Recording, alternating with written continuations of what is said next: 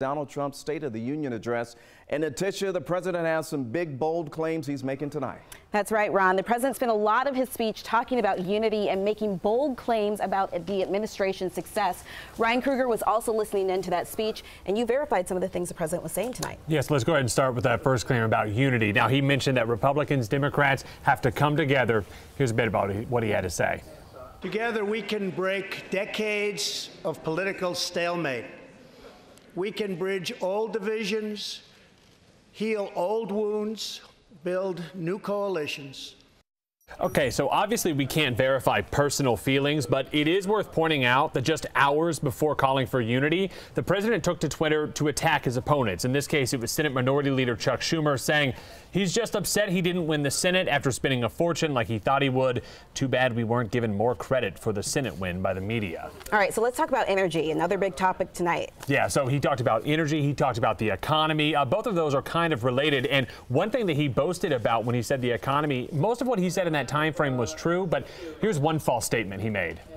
Added 600,000 new manufacturing jobs, something which almost everyone said was impossible to do.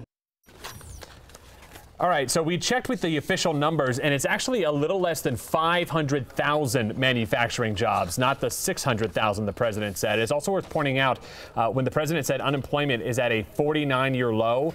Now, that was true up until last month, but the most recent unemployment rate was 4%. That is low, but it was actually lower under the Clinton administration than it is right now. He also made an interesting comment about prescription drugs, saying that they are the most expensive in the world here in the U.S. And what's interesting is that those are claims that are actually been used by, on the other side, Senator Bernie Sanders. Here's what he had to say.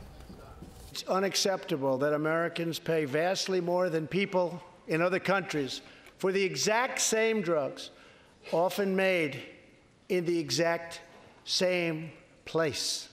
And this one's pretty well documented. Americans pay 2 to 6 times more for the same prescriptions as people in other countries. Now, that's because there's no legislation on the books to control the prices like there are in other countries. All right, and of course the wall. We were all expecting to hear about the wall. What did he say about it? So he said that most of the people in that room had already voted for the wall. So is that true? Well, we believe he's referring to the 2006 Secure Fence Act. That actually put up fencing on some parts of the border. But, you know, the president has made itself clear there's a distinction between a fence and a wall. So most of the people in that room had not voted for a wall. Many of them have voted for a fence.